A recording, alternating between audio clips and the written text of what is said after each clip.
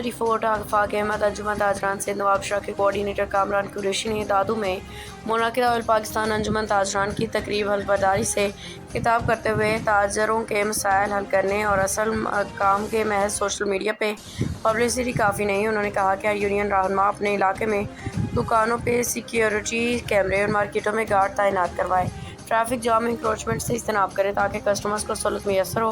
इन तजवीज़ पर अमल से मसाइल कम होंगे। तकरीब में सरदार रफ़ीक अहमद जमाली, मोहम्मद अमीन मेमन, मारूफ पिरज़ादा, नूरुद्दीन कुरैशी, हाफिज़ सईदुल्लाह चौधरी, शाहिद हुसैन खोखर समेत दीगर रहनुमाओं ने शिरकत की।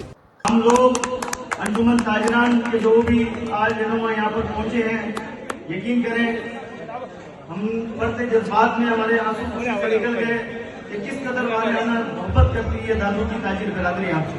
जबरदस्त, जिंदाबाद,